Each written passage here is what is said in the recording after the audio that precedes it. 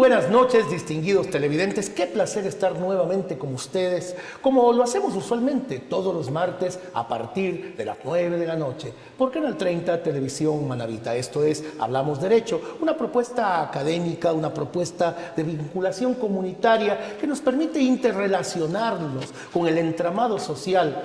Y digo esta propuesta académica porque parte, por cierto, de la Universidad con Corazón, la Universidad San Gregorio de Portoviejo, pretendiendo ser una herramienta que nos deje ese espacio importante para hacer que usted, distinguido televidente, comience a conocer esos detalles del derecho que le son absolutamente necesarios para el ejercicio pleno, tanto de sus obligaciones cuanto de sus derechos, ¿por qué no? Y para tener esa base que todos los ecuatorianos debemos mantener en cuanto al conocimiento jurídico, que es naturalmente fundamental. Así que en ese ejercicio estamos, en ese trabajo nos mantenemos, lo hacemos con muchísimo gusto. Hoy tenemos una invitada de lujo y tengo el placer de tenerla en este programa por segunda ocasión. Ella es la directora del Consejo Nacional Electoral, Delegación Manabí, la doctora Anita Arteaga, y también es catedrática de esta universidad, de la Universidad San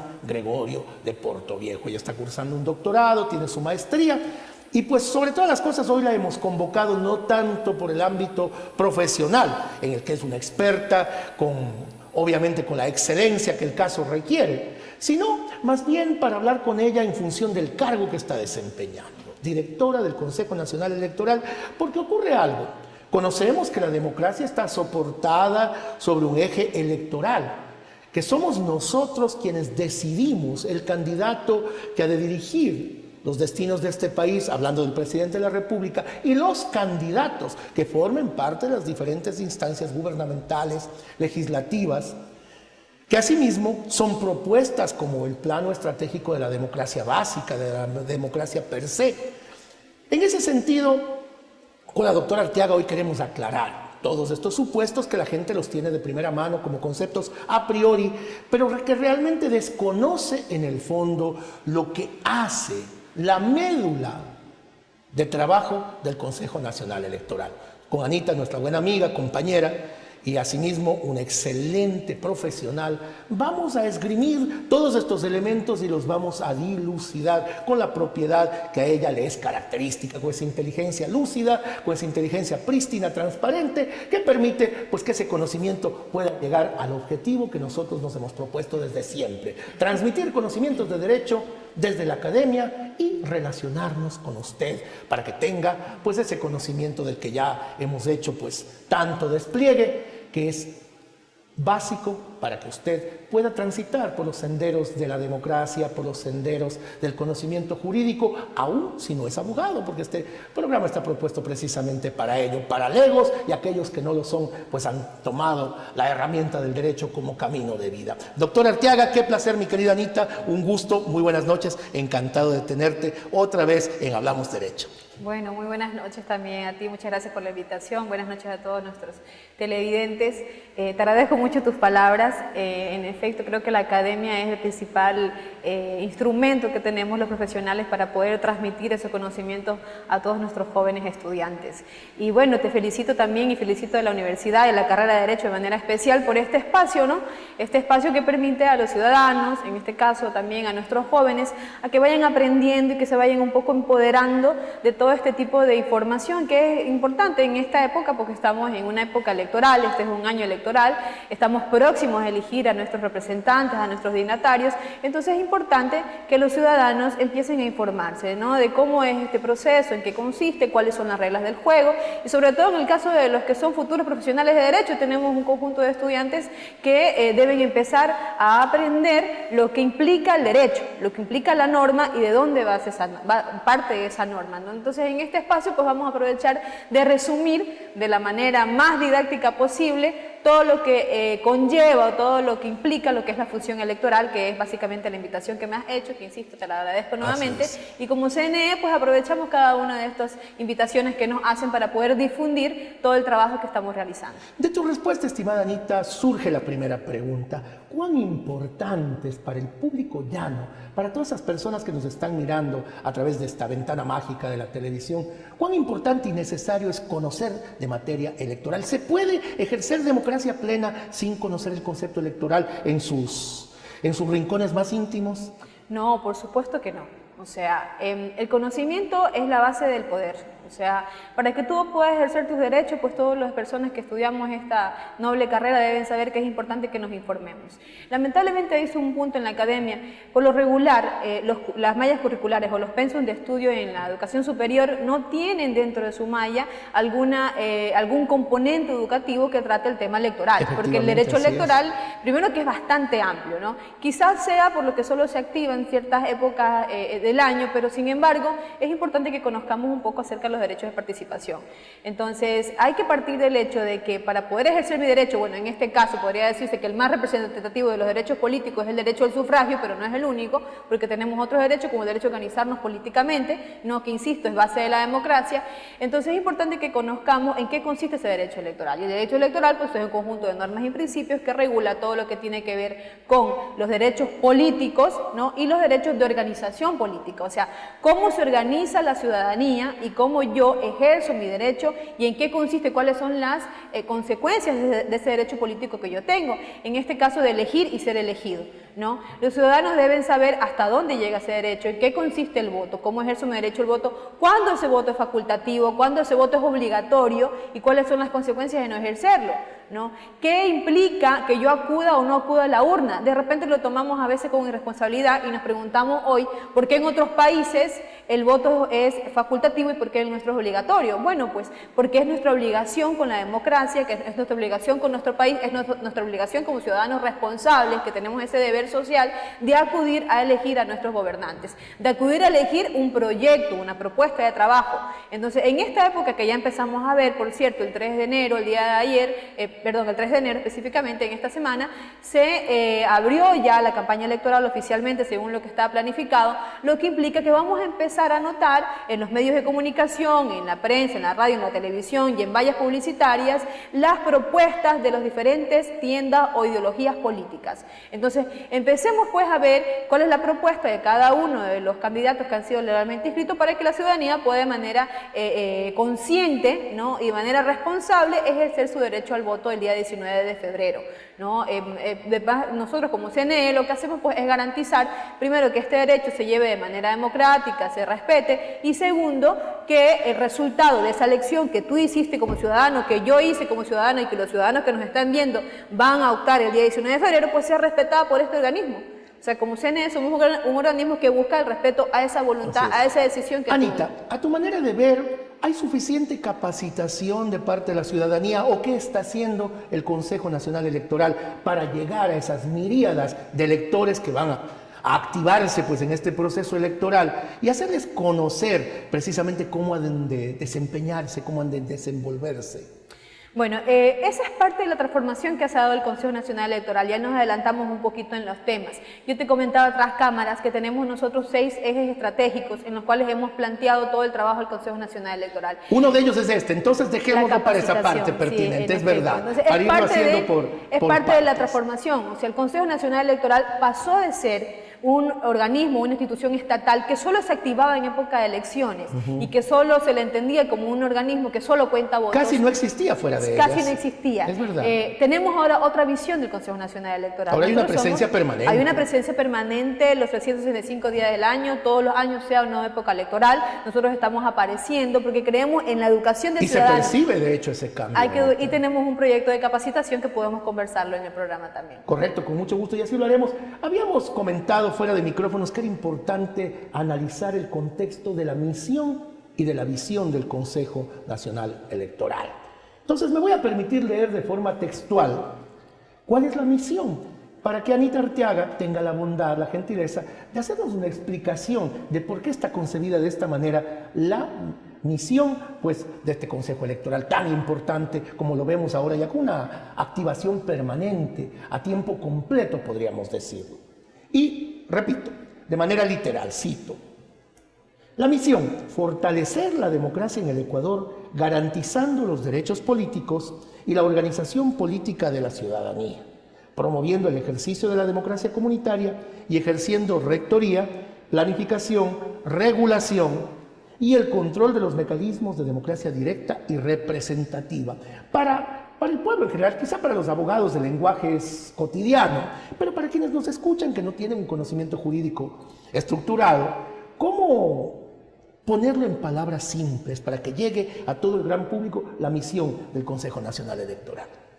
Bueno, cuando nosotros hablamos de fortalecimiento de la democracia, justamente lo que velamos o lo que buscamos es que en nuestro país se respeten cada uno de los parámetros que esa democracia implica, ¿no? Entonces, ¿cómo fortalece la democracia? Pues obviamente capacitando a la ciudadanía, ¿no? E informándoles acerca de cuáles son sus derechos políticos y cuáles son sus maneras de organizarse políticamente. Una sociedad organizada, pues obviamente es una sociedad que logra sus objetivos. Entonces nosotros hemos apuntado a este fortalecimiento de la democracia, primero con el tema de capacitación, ¿no? Tenemos algunos proyectos que, insisto, te dije que íbamos a conversarlos, que está dirigido a toda la ciudadanía en general, ¿no? En donde capacitamos específicamente hemos hecho capacitación sobre el ABC de la democracia, que consiste en informar a los ciudadanos sobre los principios básicos que garantizan, ¿no? Este aspecto tan importante. El ABC de la democracia, pues parte de la educación a los ciudadanos, de la educación en lo que son, en lo que es un Estado democrático, de lo que son, lo que es la independencia de poderes. Nosotros explicamos también ahí parte de lo que es la interculturalidad, la pluralidad, lo que son los principios básicos en los procesos democráticos como la alternabilidad, la secuencialidad, la paridad de género, que es tan importante en estos momentos. Tú ves ahora cómo tenemos candidatos, ¿Se hombres, cumple mujeres, con aquello, con la paridad? En efecto, sí, está por mandato Y constitucional ustedes legal, velan también ese y nosotros espacio. como organización velamos por ese espacio. Se les enseña además a los jóvenes cómo se organizan, cómo puedes crear una organización política, una organización social, cuáles son los pasos para hacerlo, cómo tú delimitas los principios o la ideología que va a regir en esa organización y para qué sirven esas organizaciones, para qué sirven las ideologías, para qué sirven los principios, los estatutos, en qué consiste, ¿no? Si tú organizas a tu ciudadanía y la informas, pues es más fácil que estos a su vez puedan hacer respetar los derechos que emanan de la Constitución, los derechos que emanan de, en este caso, nuestra norma que nos rige, porque es el Código de la Democracia, además de los reglamentos que tenemos emanados del Consejo Nacional Electoral. Entonces eso nos permite, insisto, que la ciudadanía pueda ejercer responsablemente este tipo de derechos, ¿no? Nos dice también la misión, nos habla acerca de los distintos tipos de democracia. Si revisamos la norma constitucional, tú vas a encontrar que nosotros tenemos democracia directa, tú la nombraste hace un momento en la visión, la democracia representativa y la democracia comunitaria, que también existe referencia. Lo que es la democracia directa, para que lo entendamos un poquito, es esa que ejerce directamente el ciudadano.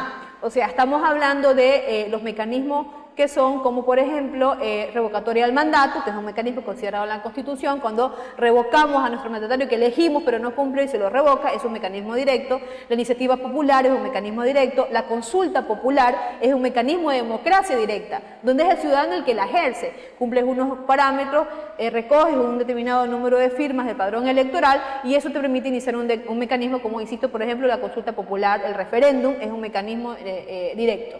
Mecanismos indirectos de representativos, pues es lo que estamos haciendo ahora. Estamos escogiendo a representantes para que, valga la redundancia, vayan en un cuerpo colegiado o vayan al Poder Ejecutivo, en otro caso, oficial legislativa o el otro ejecutivo, y nos representen. O sea, escogemos a un tercero, un ciudadano que participa a una elección y ese nos representa, por eso se llama democracia representativa. Perdona que te interrumpa porque ya estamos con el tiempo, pero retomaremos en la segunda parte, ¿qué te parece? Muchas gracias. Estimados amigos, vamos a anuncios institucionales muy breves y regresaremos con este tema, pues, supremamente interesante. Estamos con la experta en el tema, por supuesto, es la directora del Consejo Nacional Electoral en Manabí. De forma que con Anita Arteaga regresaremos en unos instantes para seguir conversando sobre elecciones, sobre democracia y sobre pues, la materia que a ella le corresponde y que la conoce también. Volvemos.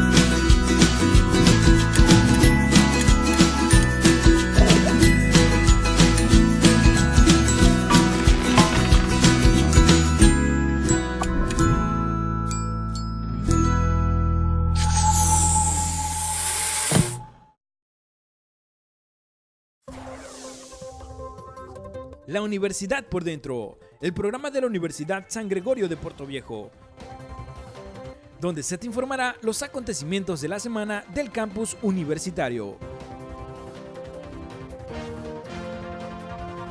La Universidad por Dentro. El Departamento de Bienestar Universitario de la Universidad San Gregorio de Portoviejo te ofrece los servicios de orientación y acompañamiento, trabajo social, secretaría, servicio médico, odontológico, psicológico y de enfermería. Departamento de Bienestar Universitario, Universidad San Gregorio de Portoviejo.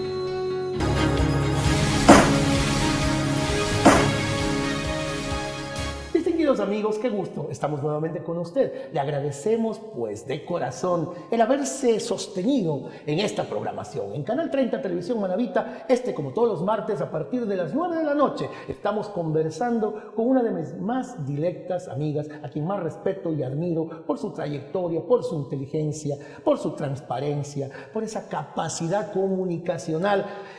Y es un placer realmente conversar con ella, así que seguimos en el ejercicio de ese placer al que hago referencia y retomamos un tema que quedó por cuestiones de espacio en el primer bloque insoluto. De forma que estábamos hablando de tipos de democracia, Anita, podemos continuar en el tema para que quede claro toda la esencia de lo que se estableció en el primer bloque. Bueno, te decía básicamente que la Constitución garantiza 3 tipos de democracia, ¿no? Que te hablaba de la directa, de la representativa, y hay una en particular que no está en todas las constituciones a nivel de Latinoamérica, y podría decirte que Ecuador es un referente, que es la democracia comunitaria, que está en nuestra misión. Por eso la ponemos en la misión, porque creemos que hay que fortalecerla. ¿Y en qué consiste esta democracia comunitaria? Pues la democracia a menor escala, aquella que tú haces en tu barrio, cuando organizas una directiva barrial, cuando organizas un comité, cuando haces una directiva comunitaria de un grupo de vecinos, de ciudadanos que se organizan por un fin común. Entonces, esa es la democracia que creemos que es como que la primera forma, la primera semilla que hay para que luego se extienda a un nivel superior. Entonces, de Charlotte dice que elegir es el corazón de la democracia.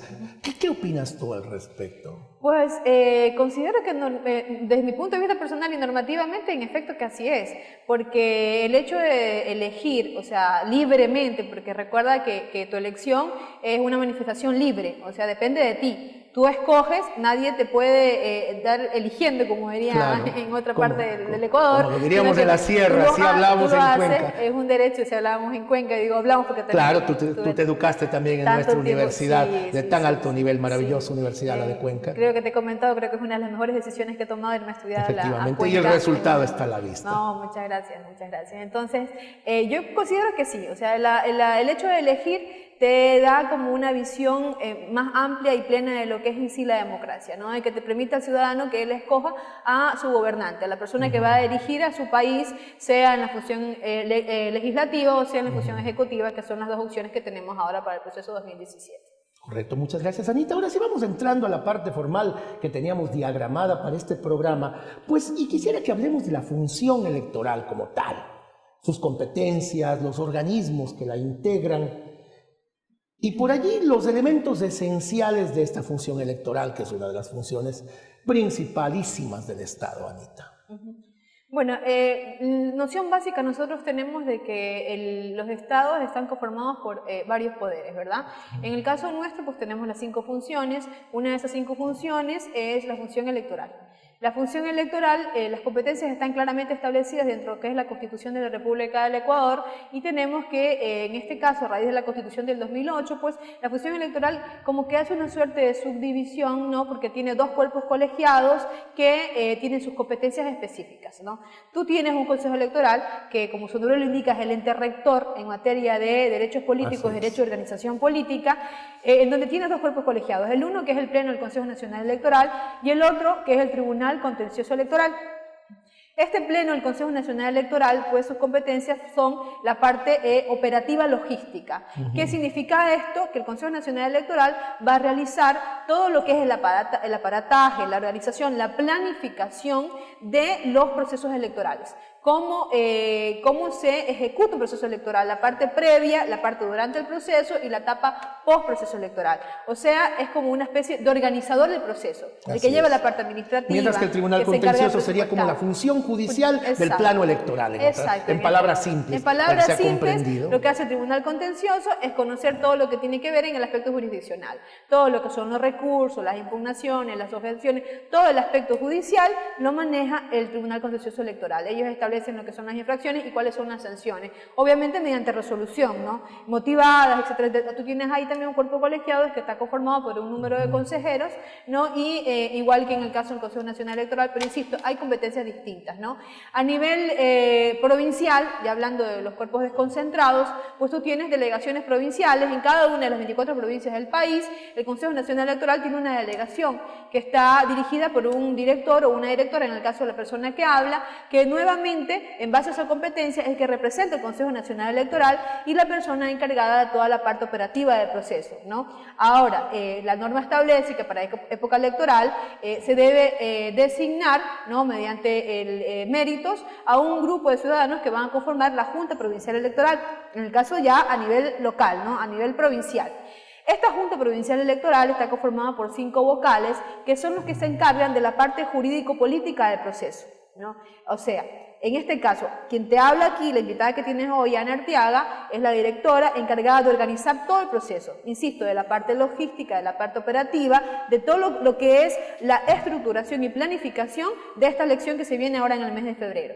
Pero la Junta Provincial Electoral, que está conformada por 5 vocales, tiene una presidenta, su vicepresidente o vicepresidenta, pues es la encargada de llevar a cabo todo el proceso de escrutinio. Ellos son los que conocen los recursos de objeción, ellos son los que califican las candidaturas, insisto, toda la parte jurídica política. Entonces la Junta se va a encargar netamente de lo que es la entrega de resultados, la verificación de que los resultados obedezcan a lo que dicen las actas de escrutinio, etcétera, etcétera, ¿no? ¿A quién corresponde este tema de la valoración del gasto electoral, que la gente siempre se pregunta sobre esa temática? A la parte operativa del Consejo Nacional Electoral.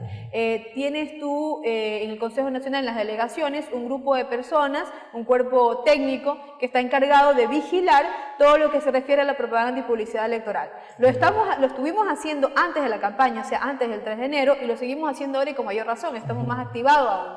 Entonces, todo el año pasado Hay hemos una pregunta de cajón, verificando. Anita, perdona que te interrumpa, pero se me viene a la cabeza y me parece muy importante. Muchos de los candidatos vienen haciendo propaganda con anticipación, yo diría que prácticamente todos, de alguna manera. ¿Cómo determinar esa inversión? Porque es muy difícil, esta está fragmentada en camisetas, en vallas, en televisión, en que si yo tengo un amigo que es dueño de una cadena de televisión, pues me resulta fácil acudir a ella con frecuencia. No sé si esto pueda imputarse también. ¿Cómo se puede hacer para lograr que haya un equilibrio real en el tema del gasto electoral? Bueno, te comento que la campaña anticipada o precampaña pues está considerada dentro del Código de la Democracia. El Código te dice que las organizaciones políticas pueden promocionar, ¿no?, sus candidatos, promocionar sus propuestas, sus ideologías, sus planes de trabajo antes de la campaña electoral.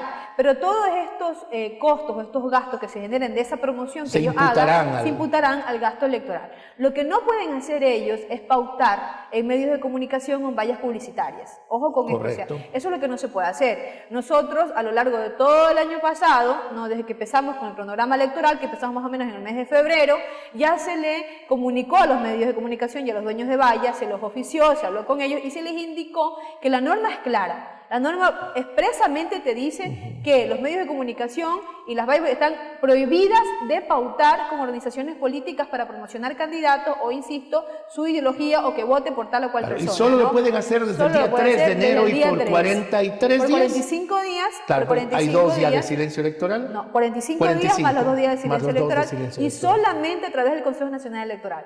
Nosotros les asignamos un fondo promocional, que es el fondo que cada organización va a tener para pautar en los medios de comunicación o las vallas, pero siempre y cuando esa publicidad o ese pautaje tiene que pasar primero por la aprobación del Consejo ¿Qué se puede Nacional hacer y qué Electoral? no se puede hacer en campaña electoral? Bueno, lo que no puedes hacer es sacar alguna publicidad que te incite al odio, al racismo, a la discriminación religiosa. Y esto de atentar política. contra la honra de los candidatos que se ha vuelto muy frecuente, ¿hay algún parámetro legal que contemple ese tema? Ya, la campaña tiene que ser respetuosa, ¿no? Tiene que ser una Así campaña de debería ser altura, siempre. ¿no? Para que nosotros tengamos una democracia saludable, es importante también que los candidatos se ubiquen en esa responsabilidad que tienen.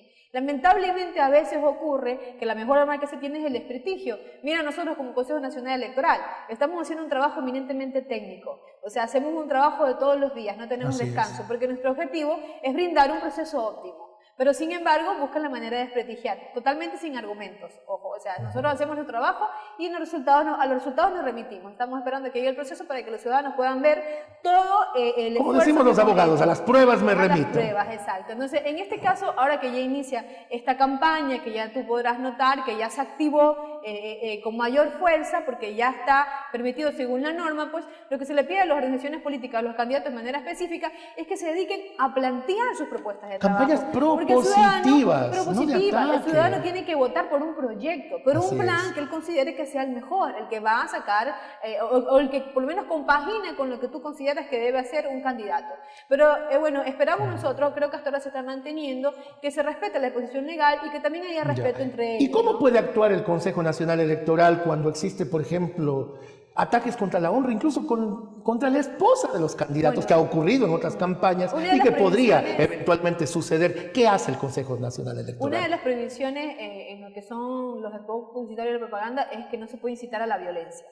O sea, no se puede, porque si nosotros vemos que alguna publicidad incita a la violencia de alguna manera, pues lo que hacemos como Consejo Nacional Electoral, desde la parte operativa, es suspender el spot o retirar la valla, ¿no? E inmediatamente armar un expediente y lo enviamos al órgano jurisdiccional. Correcto, que hablábamos en su momento, para que tome porque la es el decisión. Contencioso, tú sabes, el derecho al debido proceso, ¿no? Entonces hay que seguir toda una etapa, porque no podemos tampoco nosotros jugar. La presencia de niños en las campañas políticas, ese ha sido otro de los grandes temas que en alguna época pues fueron prácticamente de práctica generalizada. Todo el mundo, para verse más compatible con el entorno social, abrazaba niños, besaba niños, salía con ellos en las fotografías.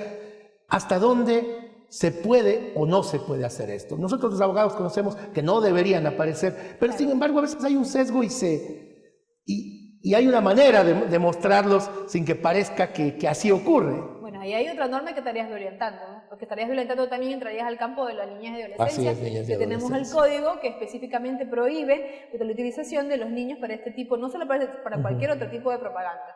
Entonces, en el caso del Consejo Nacional, igual. O sea, nosotros también hemos sido enfáticos con cada una de las organizaciones políticas y se les ha indicado que no pueden utilizar para ningún tipo de publicidad a los niños, ni a los adolescentes tampoco. O sea, la prohibición es tal, y en eso, insisto, nos remitimos al Código de la Niñez. Por lo tanto, si encontramos que esto está ocurriendo, pues de oficio o en base a una denuncia, nosotros suspendemos la publicidad. No se les hizo la advertencia oportunamente. Ahora, te digo una cosa, o sea, hay otro tema que no está arreglado, que muchos nos han preguntado en los medios de comunicación, y es el tema de las redes sociales. Redes sociales. La norma en el Ecuador no lo regula. Quizás esto ameritaría a futuro un proyecto para alguna modificación en el aspecto legislativo, pero en tema electoral no se norma acerca de las redes. Así que lo que los candidatos, organizaciones promocionen en sus redes sociales o en alguna otra forma que haya a través de la web, que es tan amplia la forma de promocionarte, pues no está normado por nosotros como Consejo Nacional. Nosotros nos remitimos a lo que la norma establece, porque no podemos irnos más allá de eso. Además que las redes sociales, me está indicando nuestro director de piso que ya es tiempo, pero quiero concluir con esto, si usted me lo permite, señor director, en 30 segundos. Las redes sociales obedecen a grandes transnacionales, pues Facebook, Twitter, Instagram, no son empresas ecuatorianas, ni mucho menos, y están en el ciberespacio, que no tiene una locación geopolítica determinada, de manera que va a resultar como difícil, pero habrá que hacerlo en algún momento. Con este análisis volveremos dentro de unos instantes, luego de anuncios institucionales muy breves. Estamos con la doctora Ana Arteaga, directora del Consejo Nacional Electoral de Manabí. Así que en un instante este tema es de supremo interés para usted. No cambie de canal. Canal 30, Televisión Manabita, 9 de la noche, todos los martes estamos con usted acompañando. Volvemos. El Departamento de Bienestar Universitario de la Universidad San Gregorio de Puerto Viejo te ofrece los servicios de orientación y acompañamiento, trabajo social, secretaría, servicio médico, odontológico, psicológico y de enfermería. Departamento de Bienestar Universitario, Universidad San Gregorio de Portoviejo. La Universidad por Dentro, el programa de la Universidad San Gregorio de Portoviejo, donde se te informará los acontecimientos de la semana del campus universitario. La Universidad por Dentro. Amigos televidentes, qué placer, ya estamos con ustedes otra vez. Este es el tercer bloque de nuestro programa de hoy. Hablamos Derecho, esta propuesta de la Academia, de la Universidad San Gregorio de Portoviejo, para vincularnos comunitariamente y poder transmitir este conocimiento jurídico esencial que usted requiere tener en su bagaje, dentro de su mochila de conocimientos. El tema electoral pues es determinante y para ello hemos traído a la experta. Para mí, la non plus ultra de las conocedoras del tema electoral en nuestro medio, la doctora Ana Arteaga. Me satisface sobremanera pues poder dialogar con ella, ya lo dije en otro de los bloques, es un verdadero placer. Y continuamos con algo que me parece determinante, el famoso calendario electoral. Doctora Arteaga, mi querida Anita, ¿en qué etapa de este calendario nos encontramos y cómo se desenvuelve este famoso calendario electoral en todas sus etapas para que quienes nos miran en televisión pues un poquito tengan plena conciencia de aquello? Bueno, el calendario electoral es una forma de organización o de planificación que tenemos como Consejo Nacional Electoral. Esto nos permite, y también le permite a las organizaciones políticas, a los ciudadanos, ir dando seguimiento a cada uno de los pasos que estamos dando como Consejo Nacional hacia ese proceso. Entonces, el calendario empezó desde febrero del año pasado. Esto te permite que tú también puedas diferenciar. Nosotros tenemos 3 etapas dentro de un proceso, Alberto. La etapa preelectoral, la etapa electoral y la etapa postelectoral. Dentro de lo que es la etapa preelectoral, tú tienes esa fase previa al proceso en sí, ¿no? Al proceso per se, como dirías tú, usando tus palabras. Entonces, esa etapa previa, o sea, la etapa de la organización. Entonces, en la etapa previa nosotros tuvimos ya dentro del calendario planificado, que por cierto lo hemos cumplido. Créanme que para mí siempre es un orgullo decir esto en los medios de comunicación, de que a pesar de la catástrofe que sufrimos los manavitas y otras partes del país, nosotros no nos hemos atrasado en el calendario electoral. El calendario se aprobó en febrero y desde ahí nosotros hemos venido saliéndonos de guión. ¿Se afectó la estructura con este tema del terremoto? ¿La estructura electoral fue muy afectada? Claro, en el tema de recintos tuvimos algunos recintos afectados, usamos un plan de contingencia que bueno, ahí trabajamos en conjunto con el Ministerio de Educación, entonces porque la mayoría de nuestros recintos son organizaciones educativas, claro, instituciones educativas, entonces eso nos permitió a nosotros también seguir un plan de contingencia que ya había estado establecido y con ese plan de contingencia pudimos superar el tema. Ya todo está en marcha. Todo está en marcha, si tenemos los recintos electorales adecuados, te cuento que adicional nosotros tenemos una mesa de seguridad electoral que antes se llamaba Mesa 5, que está conformada por algunos organismos a nivel provincial y a nivel nacional. Tú tienes ahí, por ejemplo, el EQ, la Secretaría de Riesgos, tienes Gobernación, tienes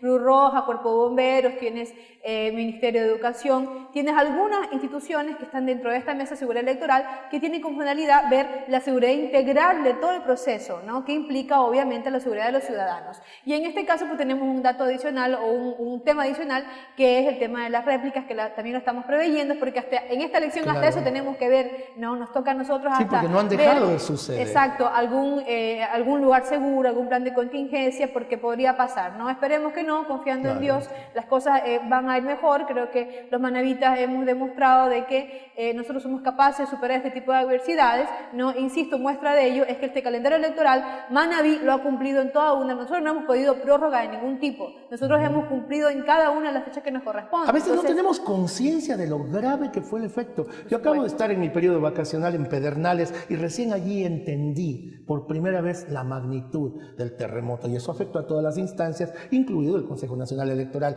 El hecho de que ustedes no hayan pedido prórroga, que estén en marcha, que estén caminando, que las cosas estén de forma óptima, estoy pensando en la cámara de fotos que este rato nos está retratando, nos hace ver que pues se está haciendo un buen trabajo, Anita. Un trabajo que hay que felicitar y lo hacemos públicamente. ¿No? Te cuento que es un reto para todo el equipo, porque el CNE no soy yo, o sea, el CNE es toda la familia, todo el equipo de trabajo con el que cuenta la institución, que es un equipo, un conjunto de personas que están todos los días, todo el tiempo, sin sábado ni domingo, prestando todo su esfuerzo para que el proceso salga bien, ¿no? De repente, insisto, el tema del terremoto nos afectó un poco, pero nosotros seguimos adelante. El trabajo es 24/7. Nuestro trabajo es 24/7, o sea, tú tienes todo un equipo dedicado únicamente a tema electoral. Incluso yo le digo a los chicos que trabajan conmigo, todo el conjunto de compañeros de trabajo, que ahorita estamos en modo elección.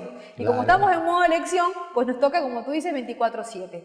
Así que esto es lo que nos gusta y creo que vamos a ver el resultado y lo vamos a mostrar el resultado a la ciudadanía manabita y ecuatoriana cuando tengamos ese proceso en Manabí post-terremoto. O sea, esa Manabí post-terremoto que superó esta catástrofe. Sigamos hablando del calendario electoral. En la fase previa pues, cumplimos, ¿no? Tuvimos 2 meses de cambio de domicilio, los meses de julio y agosto, que los cumplimos óptimamente. No pasó lo que se esperaba, que iba a haber mucha migración. En efecto, tú tienes ahorita un registro electoral de Manabí de 1.193.002 personas. O sea, superamos el registro electoral de las elecciones del 2014. O sea, no ha habido tal migración. Los manabitas se quedaron en su tierra.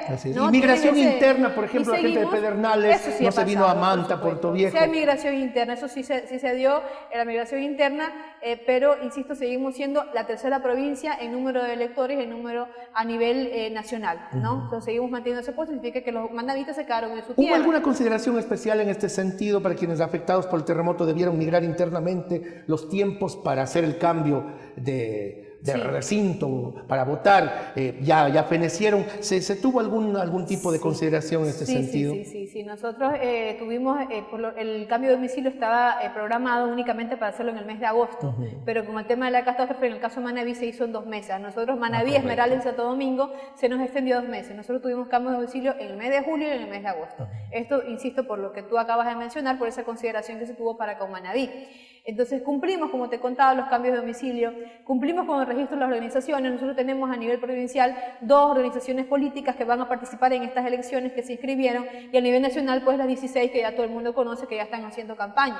Cumplimos nosotros también lo que tiene que ver con la selección de los miembros de las juntas receptoras del voto, se hizo. Cumplimos con la calificación de las candidaturas. Tú tienes ahora que, como conocerás, Manabí está dividida en 2 circunscripciones, la norte y la sur. La norte que elige 4 asambleístas y la sur que elige 5 asambleístas. Entonces, ¿puedes diagramarle para quienes no conocen esta división electoral qué constituye el norte de Manabí, qué es el sur de Manabí para la elección?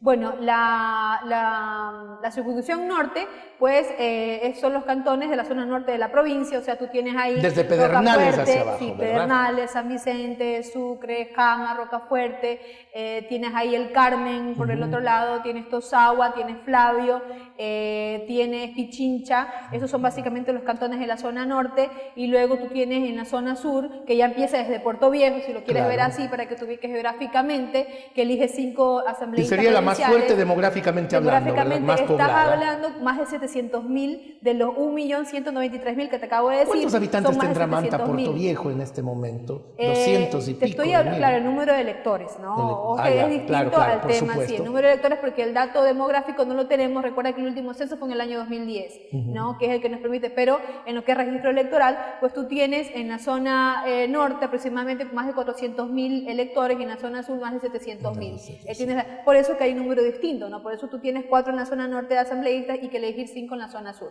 Entonces, Manabí es entonces la tercera provincia en cuanto a electores. Esto inclusive te da, esta circunscripción dividida en circunscripciones, te hace inclusive ver que hasta para el límite de gasto es distinto, el límite del fondo profesional es distinto. Tú tienes que para la zona norte, el límite del gasto electoral, ¿no? Para los 4 candidatos o los 4 asambleístas que se van a elegir en la zona, el límite de gasto, ellos no pueden gastar más de $70.000. Ese es el límite del gasto electoral. ¿Por cada uno o por cada organización? Por cada organización. Porque la división se la hace por organización. La organización no pueden gastar más, y lo que gaste pues se le imputa el gasto, y ahí viene el tema de la rendición que tienen que hacer ellos de cuentas de campaña. 70.000 que incluyen elegir presidente gasto y electoral. Elegir asambleístas. Gasto electoral. Solo asambleísta provincial, te estoy hablando de solo el monto. Para presidente me parece que son como $500.000 para el binomio presidencial, que eso se regula a nivel nacional. no, pero más o menos $500.027, no recuerdo la cifra exacta. Y en la zona sur, el límite del gasto electoral es como $105.000. En la zona no pueden gastar porque lo que se exceda pues será imputado al gasto, que es lo que hemos hablado con anterioridad. Y ahí tienes el otro monto que se establece también, que es el monto del fondo promocional. ¿Qué es el fondo promocional? Bueno, el fondo de promoción electoral es un recurso público que le asignamos como CNE a las organizaciones para que inviertan en la publicidad de sus candidatos, ¿no? Como es un fondo público, insisto, se distribuye de manera igual, equitativamente. Entonces, el fondo a todos los promocional, partidos por igual. A todos los partidos, no hay partidos chicos, no hay partidos grandes. A todos los que vayan a terciar en esta elección, tienen su fondo promocional en el mismo número. Ellos verán cómo lo dividen en sus candidatos y en qué van a pautar, ¿no? Porque este fondo promocional para la Cuando zona alguien norte, no representa un partido, ¿cómo se procede? Porque hay candidatos a la presidencia de la República en este momento que no representan necesariamente a un partido político. Sí, deben representar a un movimiento o un partido político. A uno de los dos deben representar. Correcto. Aún cuando no estén en las líneas, pero si han sido inscritos y fueron calificados como candidatos, deben haber sido calificados por una organización política. Ya, pero entonces, no necesariamente un partido sur, puede ser un movimiento también, no, legítimamente para la zona reconocido. Para la zona sur el límite, el fondo de promoción está sobre los 70.000, me parece que, si no me equivoco, $33.500. Ese es el fondo promocional, $33.500.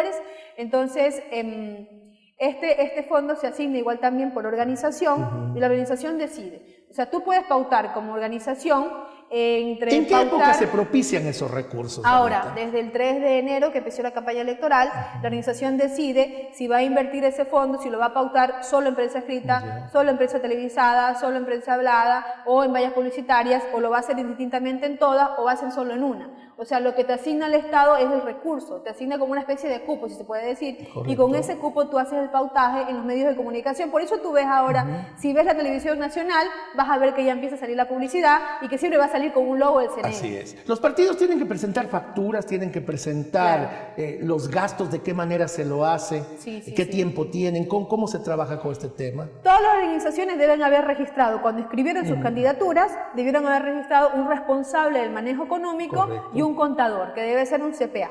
2 personas. Estas personas son las responsables de hacer lo que tú dices, de recabar la factura, los ingresos, los recibos, los formularios, toda la documentación electoral que se requiera. Porque la norma nos dice que una vez terminado el proceso electoral, o sea, desde el 19 de febrero, que ya son las elecciones en adelante, las organizaciones tienen 90 días para presentar sus cuentas de campaña, ¿no? Y luego en esa presentación es que nosotros como CNE, en base a la evidencia que hemos recabado, vamos a verificar si alguno se salió o no del fondo del gasto electoral para imputárselo a ese gasto. Ahí empieza todo el trabajo, o sea, nuestro trabajo no termina, ahí ya nos pasamos a la fase postelectoral. Nosotros como CNE seguimos trabajando en la fase postelectoral.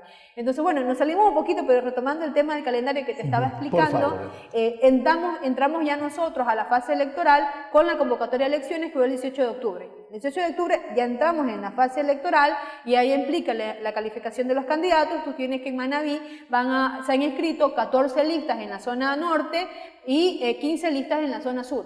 O sea, le están participando en esta elección tanto las 16 organizaciones políticas a nivel nacional como las 2 provinciales. El manabita y el ecuatoriano tiene para esta elección que todos los candidatos han participado.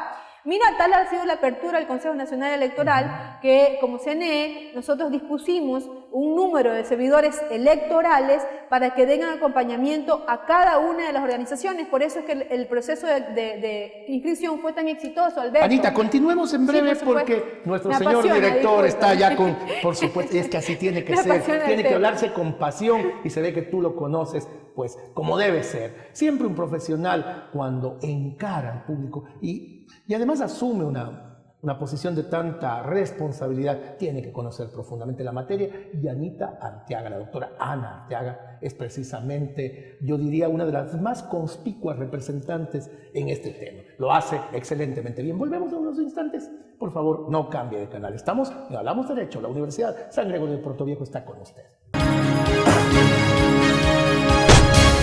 El Departamento de Bienestar Universitario de la Universidad San Gregorio de Puerto Viejo te ofrece los servicios de orientación y acompañamiento, trabajo social, secretaría, servicio médico, odontológico, psicológico y de enfermería. Departamento de Bienestar Universitario, Universidad San Gregorio de Puerto Viejo.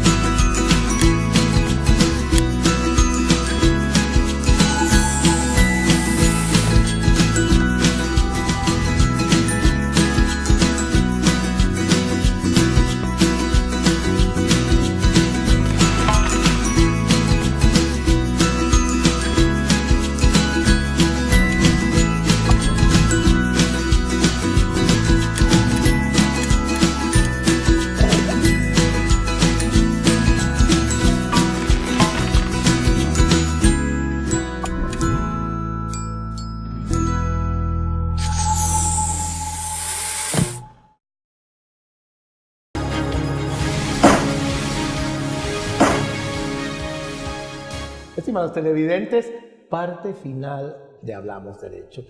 Da muchísima pena no contar con un mayor espacio en cuanto al tiempo.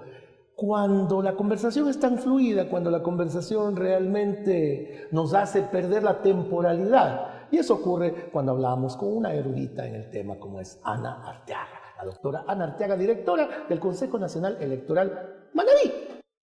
Y vamos a continuar con ella porque nos estaba explicando este tema del calendario electoral, pero sería importante a esta fecha. A 10 de enero del año 2017, todavía me cuesta adaptarme al año, siempre vivo un poco en el año pasado, así que tengo que pensarlo antes de decirlo para decir 2017. En este momento, ¿en qué tramo de este camino electoral, de esta ruta electoral del calendario nos encontramos, estimada Anita, a la fecha? Bueno, me pasa igual también. Creo que esa transición Sí, de un año a otro todavía como que no nos... Por suerte no tengo chequera, porque antes siempre me confundían los cheques. Por suerte, imagínate si no. Bueno, te comento que en este momento nosotros estamos ya, como te dije inicialmente, ya empezó la campaña electoral, así que nos corresponde como CNE seguir el monitoreo, ¿no? Seguir el monitoreo, la vigilancia de que se respeten las reglas establecidas en la norma. Y adicional a ello, el año pasado, en el mes de diciembre, pues hemos hecho ya algunas pruebas técnicas de funcionalidad, ¿no? Tenemos un sistema de escrutinio que fue desarrollado por nuestros técnicos del Consejo Nacional Electoral. Y eso es parte de lo que hablábamos contigo de los ejes estratégicos que tenemos en el CNE. Tenemos 6 ejes estratégicos que podríamos nombrarlos por cuestión de tiempo sin profundizar. Uno de los ejes estratégicos es, por decirte, las elecciones democráticas, ¿no? Dentro de las elecciones políticas. Otro de los ejes es el fortalecimiento de la institucionalidad, la soberanía electoral. En ese eje de soberanía electoral entra el eje de nuestro sistema de transmisión y publicación de resultados. ¿En qué consiste esta soberanía electoral que es tan importante? Bueno, de dejar para la institución unos elementos que van a servir para futuras elecciones, ¿no? Nosotros estamos creando una institución distinta a las anteriores, porque ya no va a ocurrir como en otras épocas de que tú adquieres, por decirte, un software, pero se acaba la elección y luego la institución se queda sin el software porque vuelve al dueño,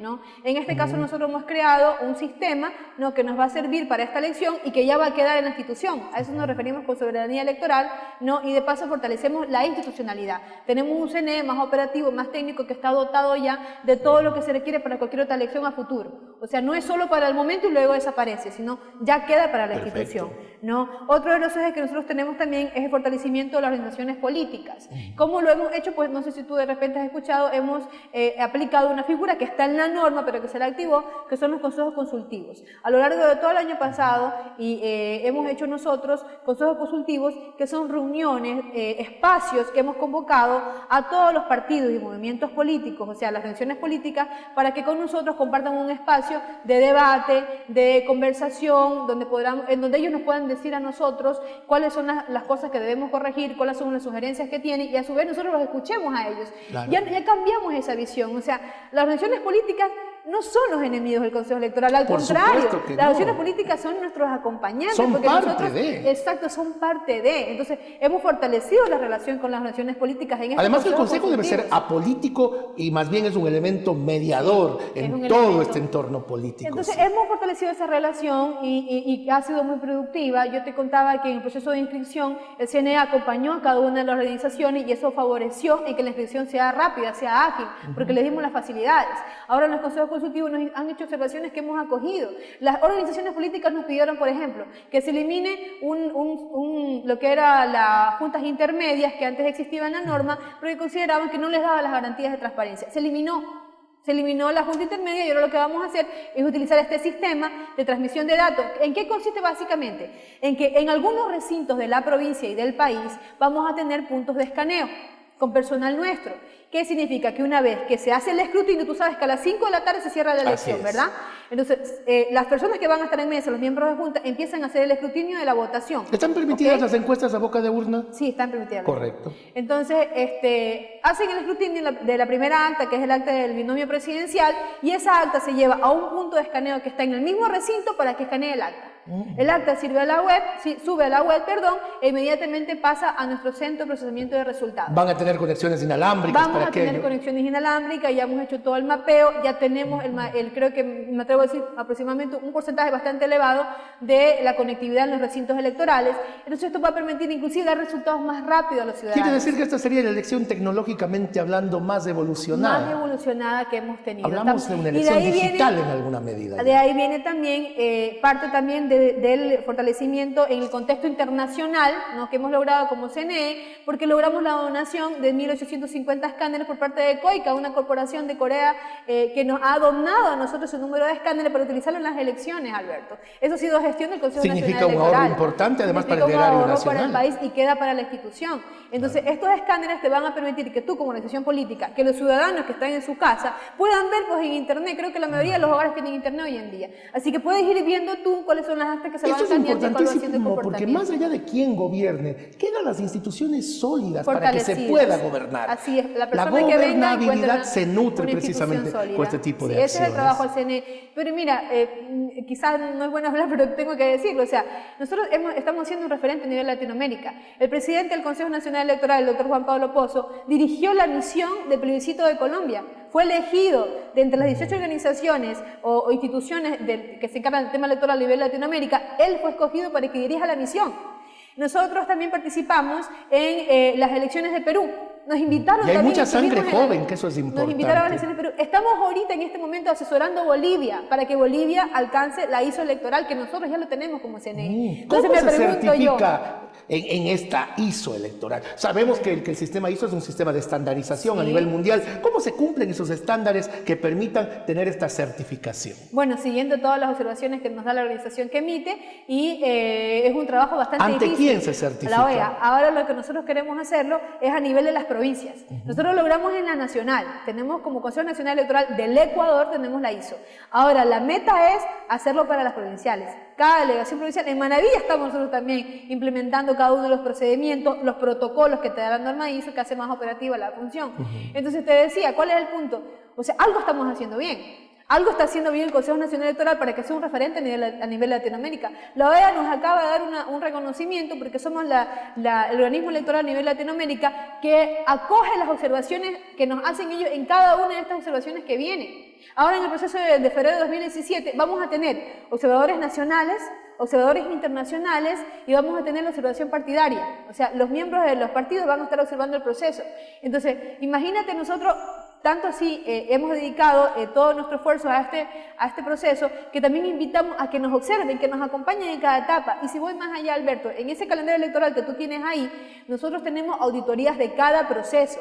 Por eso es total y absolutamente transparencia. Por eso que nosotros salimos a las cámaras y le decimos a los ecuatorianos que el trabajo que estamos haciendo es transparente. Aquí en el CNE la cancha no está inclinada hacia ningún partido o movimiento político.Nosotros no distinguimos partidos o movimientos políticos grandes o pequeños. Todos tienen igualdad de derechos e igualdad de oportunidades. La misma ley lo establece. Nosotros lo que hacemos es respetar la voluntad ciudadana. La misma consideración, la misma información que se le da a una organización política, se le da a la otra. El mismo trato que se le da a un candidato, se le da al otro. Claro, ustedes trazan la cancha y los partidos tienen que jugar la partida. Así, tienen que jugar la cancha. Entonces, en este momento también estamos, recién terminamos el día sábado, el proceso de inscripción de observadores nacionales. Cualquier ciudadano o ciudadana, persona natural o jurídica, ecuatoriano o persona natural extranjera, que tenga más de 5 años en el país y que conste en el registro electoral, puede registrarse como observador. Pudo registrarse como observador, perdón. Significa que puede estar con nosotros y tener todas las facilidades de acercarse a ver cómo se desarrolla el proceso. A nosotros nos auditaron el sistema. ¿Hay un número de estos observadores? No tenemos un número. La persona que se inscribió, verificamos que tenga los requisitos, porque necesitamos algunos requisitos que cumplir. Y ¿hubo un número importante de inscritos? Sí, tuvimos un número importante de inscritos. Entonces se va a ver ahora, ya vamos a dar nosotros los resultados. Pero, o sea, nosotros creemos que informando se transparenta. No estamos escondiendo nada, porque no le vamos a quitar votos a nadie, ni le vamos a sumar votos a nadie. Y la presencia mediática de ustedes y esa apertura que tienen a todas nuestras convocatorias para los que hacemos prensa, pues realmente nos da la medida de que todo se está haciendo con transparencia. Y agradecemos los espacios, Alberto, porque estos espacios son los que nos permiten informarle a los ciudadanos.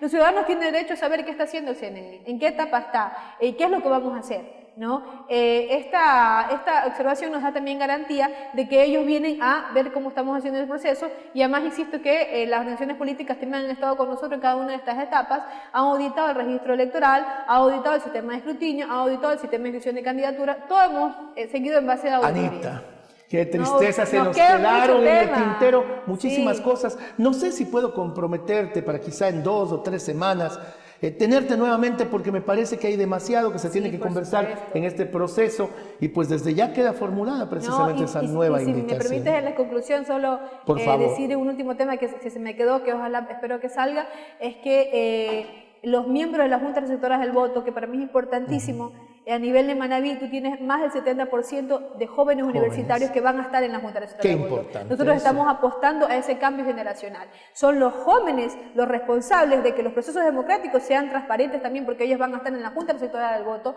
y ellos son los que van a garantizar que el proceso sea honesto y que se respete en ese conteo la voluntad del ciudadano, del elector. Nuestra gratitud a la doctora Ana Arteaga. Solamente una recomendación fuera de paréntesis a los partidos políticos: hacer una campaña digna, una campaña decente, una campaña propositiva, una campaña inteligente y una campaña transparente.